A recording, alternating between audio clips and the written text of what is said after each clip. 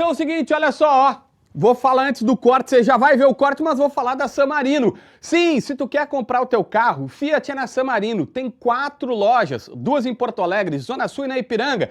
Tem em Viamão, ao lado do MC Donalds, na 040, em Gravataí. É só chegar lá e sair com o teu Fiat zerinho. Ou melhor, na descrição no primeiro comentário, a gente vai deixar o link para tu chamar a galera e pegar o teu Fastback, o teu Pulse, a tua Toro, enfim, escolhe o teu carro na San Marino. E agora, bora pro corte. Foi um amasso poucas vezes antes observado no Clássico Grenal na história moderna.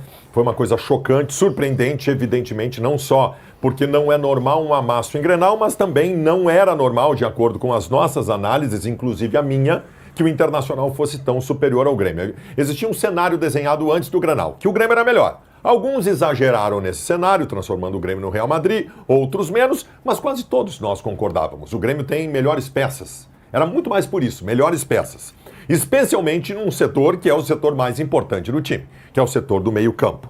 E a análise partiu antes do Grenal em cima disso. O que o Inter vai fazer? O Grêmio tem o Arthur, o Grêmio vai ter o Cristaldo, vai ter o Thiaguinho, e foi aí que o Pesolano ganhou o Grenal.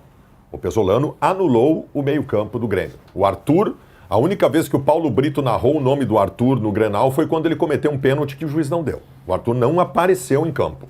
O Ronaldo fez uma partida taticamente fundamental pela cobertura que fez para os lados do campo, mas especialmente porque ele era o homem que tinha a principal incumbência de anular o Arthur, e o Arthur foi anulado. O Paulinho de Paula foi outro jogador que preencheu muito bem o setor. Ao contrário do Bruno Henrique, que vinha jogando ali, tocava para o lado, para trás, o Paulinho ele é jogador para frente, fez uma parceria muito boa com o Alan Patrick. Mas as individualidades, que a gente pode desenvolver depois, porque eu teria que falar do Borré, eu teria que falar do Bernabé, teria que falar do Paulinho, teria que falar do Ronaldo. Tem tanto jogador que foi tão bem ontem, Carboneiro, pelo amor de Deus, que a gente pode desenvolver depois. Mas eu quero, nessa minha primeira participação, falar de uma coisa que eu considero muito significativa e que fica deste Clássico Grenal, né? Uma máxima que talvez valha e seja muito positiva para o Inter durante a temporada.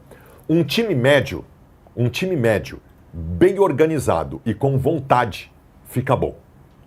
Um time médio, bem organizado e com vontade, fica bom.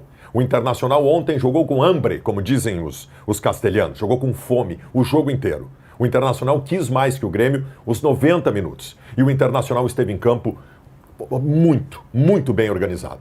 O treinador do Internacional é o grande vencedor do Clássico Grenal. Por tudo, de ponta a ponta. As individualidades podem ser citadas, mas o técnico do Internacional engoliu o técnico do Grêmio, que acho sim teve uma certa soberba ao pensar o Grenal, não só pela ausência de um primeiro marcador no meio-campo, mas pela postura colocada, mas o Internacional se sobrepôs o tempo todo pelo trabalho de um treinador que ganha de vez a confiança. Grenal serve para isso. O JB aqui cantou e cantarolou o tempo todo, não vale nada, e que não vale nada, e que o Grenal é classificatório, esquece, bota a reserva. Não, esse Grenal deixa sequelas.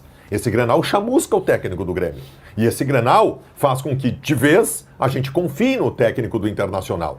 Este Grenal escancarou alguma coisa sobre individualidades do Grêmio, e escancarou algumas coisas sobre individualidades do Internacional também. Então fica a alegria de uma vitória entusiasmante do Internacional com um ótimo trabalho. Eu quero manifestar essa alegria de começo de programa, porque é fundamental que o Internacional siga está estreando o Campeonato Brasileiro agora, e eu acho que o Internacional não pode perder esse elan de tanta vontade e tanta dedicação como teve nesse Clássico Grenal, Leonardo Meneghetti. Baixa. Eu quero falar sobre o jogo. As bobagens do Baldasso, elas são eternas. Eu achei que tu ia cantar o Tim Maia, eu só quero chocolate. E pior que ele é egoísta, ele come o chocolate e não distribui para os amigos. Mas eu tô proibido de comer chocolate para não ficar... Eu só quero chocolate. Deixa eu falar, nós vamos pro jogo. Depois tu cansa de encher o saco e criticar quando eu e o Baldasso estamos fazendo debate boteco. Aí agora nós vamos entrar num troço para mim socar o Baldasso. Que é isso? Aí tu, que música do Tim Maia. Mas Tim Maia é meu ovo, cara. O Grêmio tomou-lhe um arrodeão. E o que mais me irrita nesse arrodeão é a flacidez do Grêmio. O Grêmio foi um time bunda mole dentro de campo. E eu não estou sendo definitivo, porque não pode encerrar o trabalho. Eu não estou fazendo, por exemplo, o Baldasso já começou, o Paulinho agora virou o Paulinho do Barcelona. Não, daqui a pouco ele vai cair na realidade. Agora, ontem no Grenal, eles quiseram muito mais do que a gente. Ontem no Grenal, O Pesolano, e para mim esse é o principal ponto, que talvez o Baldasso não tenha notado, embora ele tenha falado parte disso. O Pesolano olhou o que todo mundo deveria olhar. Tu vai jogar contra o time do Grêmio, hoje o Arthur, ele é dos melhores jogadores em atividade no futebol brasileiro. O que tu faz? Esse cara não pode jogar. Que é o que várias vezes a gente pedia na época que o Alan Patrick era o homem decisivo do Inter. Tem alguns desenhos que tu olhava às vezes e tinham 3 caras na volta do Arthur. Tu olhava, se fosse fechar um desenho, tinha um triângulo e às vezes até um quadrado. Ele encalacrou o Arthur. Quando o Arthur recebia a bola, aquele giro que é característico do Arthur, que ele recebe já dando giro, ele não conseguiu fazer ontem. Se o Ronaldo e o Paulinho Paula tivessem mais precisão nos chutes, o que eles ganharam de segunda bola, a bola sobrando na frente, o rebote na frente da entrada do Grêmio. O Marcos Rocha, ontem devia estar a Leila Pereira, lá presidente do Palmeiras, deve estar dizendo, vocês viram, Grêmio, por que a gente não ficou com ele aqui? Então tem uma série de erros e eles recaem sobre o professor Luiz Castro. Essa história de que o Grêmio ainda está em pré-temporada, caramba. Não, parem com isso. O Internacional tinha o descrédito até por parte do seu próprio torcedor. A torcida do Inter não lotou o Beira-Rio porque se imaginava que além de perder, talvez perdesse tomando um passeio. Não, eles deram um passeio na gente. O Inter teve mais posse de bola, o Inter teve mais finalização a gol. O nosso goleiro trabalhou e trabalhou errado pra caramba. Eu quero fazer um comparativo, tá? Que é bem simples da gente inverter as situações. Se o goleiro do Grêmio ontem fosse o Volpi, tava acabada a carreira, né? Se fosse o Grando, tava acabada a carreira. Foi o Everton. Não, mas o Everton a gente não pode acabar a carreira porque é só o segundo jogo dele. Ele falhou demais. Se a gente pegar o primeiro gol, que ele vai reclamar de uma falta porque alguém bateu no corpo dele. Sim, o futebol também é isso. Ele não vai pedir licença e os caras vão abrir para ele poder fazer a defesa. O gol do Bernabéu é um gol vergonhoso. O Bernabéu e o Carboneiro brincaram de bobinho com o Marcos Rocha dentro da área do Grêmio. E o Bernabéu finaliza entre o Everton e o pé da trave. Ali o goleiro não pode tomar gol. Parece que ele tinha a mão grudada no cotovelo. Ele não alcança a bola. O Borré fez um jogaço desde o começo. A primeira finalização do Inter é com menos de 1 minuto, senhores. O Grêmio faz o gol aos 4, mas o Inter já tinha ido 2 vezes lá no gol do Grêmio. O Grêmio não existiu. O Cristaldo, chega, por favor. O ano de 23 no Grêmio é um ano que nos trouxe felicidade, mas foi um ano que nos enganou. Porque no final de 23, o Guerra era bom presidente, o Renato era excepcional treinador, o Galdino foi vendido pro futebol japonês. Comprado pelo Grêmio e vendido pro futebol japonês. Graças a um cara chamado Luizito Soares. E o Cristaldo, a gente lembra de 23. Aí em 24 a culpa foi da enchente. Em 25 era o psicológico dele que ainda estava abalado pela enchente. E o 26, no sábado, o Luiz Castro fez uma coisa que é rara em Grenal. Ele confirmou o 10 dele. Não, parem com isso. A confiança está dada, eu preciso que vocês também, o torcedor, entenda que tem que dar confiança e o 10 vai ser o Cristaldo. O Cristaldo não existiu em campo. O time do Grêmio foi apático. O Marlon, que era o Roberto Carlos, contra outros times, contra o Inter, ele foi envolvido com extrema facilidade. Olha, tu separa ali o TT, que pra mim foi ainda das boas coisas do Grêmio, porque foi o cara que mais tentou. O Grêmio não aconteceu. O lado direito do Grêmio, o Grêmio precisa daqui pra frente e ir atrás urgentemente um lateral.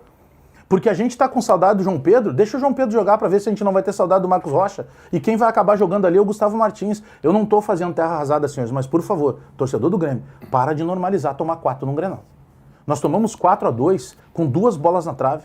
Eu acho que o árbitro, ele se equivoca em vários lances, mas teve um pênalti claro do Arthur que já estava cansado e que empurra o Carboneiro. O Carboneiro virou o Robin no melhor momento de Holanda porque ele estava caindo nas costas do Marcos Rocha.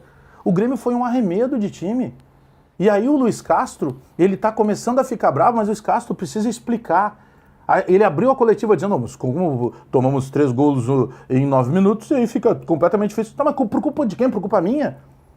Não, o Grêmio foi um arremedo e o Grêmio perdeu de forma merecida. O Grêmio escapou de uma goleada mais vergonhosa ainda. E olha que o time do Inter é um time em construção e que nós praticamente todos estávamos dando como uma vitória certa e quem sabe até uma vitória com certa vantagem por parte do Grêmio. Foi um fiasco do Luiz Castro. Diogo Rossi. O Grêmio foi humilhado no estádio Beira-Rio. Humilhado. Acho que essa é a palavra que eu consigo utilizar aqui no jogo de hoje. O Grêmio foi humilhado. E a minha visão é de que o Grêmio foi humilhado porque o Inter humilhou o Grêmio. Não foi o Grêmio que jogou mal. Foi o Inter que jogou muito bem. A estratégia do treinador do Inter, que para mim é o grande vencedor, o Paulo Pesolano, ela é perfeita. Perfeita. Ele fez tudo o que precisava ser feito. Ele tinha mais vontade, ele tinha conceito tático, ele conseguiu fazer com que as individualidades do Internacional aparecessem. Ele passou por cima do Luiz Castro. Passou por cima do Luiz Castro. Com tudo o que precisava ser feito. E o treinador do Grêmio saiu perdido de campo. Tão perdido que tudo o que ele fez no jogo, nada a gente tinha visto até aqui. Nada. O William jogou 4 jogos na vaga do Cristaldo. Ou era titular no lugar do Cristaldo, ou entrava na vaga do Cristaldo. No Grenal ele entrou de ponta esquerda, algo que até aqui não havia acontecido. Até aqui o Grêmio entrava em campo com 2 volantes que sabem jogar e com camisa 10. O Grêmio volta com um empate no intervalo, no 1-1, e o treinador tira o camisa 10 e bota outros 2 volantes, trocando o Thiago, que estava com problema físico. Ele faz um outro modelo, aí não tem como, né? Aí tu tira o Arthur e o Thiago, que não estão bem, mas são os melhores, e bota 2 jogadores que no ano passado a gente já sabia que não tinham. Não, o Arthur ele não tirou. Tira o Thiago? Tira o Thiago. Isso? Começa o Cristaldo. O Arthur ele não tirou. Isso, Falou, ele tira o Arthur e o Thiago. Tá, perfeito. Tirou o Cristaldo e o Thiago.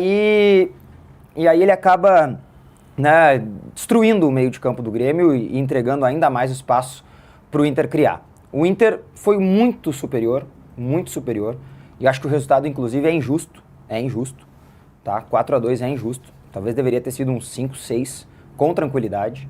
O árbitro foi mal, na minha visão, foi mais prejudicial ao Inter, inclusive, tá? Porque ele poderia ter expulsado o Marcos Rocha, para mim, no finalzinho do jogo, e foi pênalti do Arthur em cima do Carboneiro.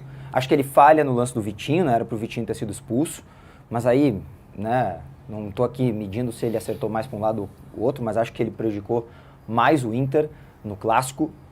Mas o que mais me chateia, na verdade, são os discursos pós-jogo. Em especial do Marcos Rocha, que disse que o Grêmio perdeu na vontade.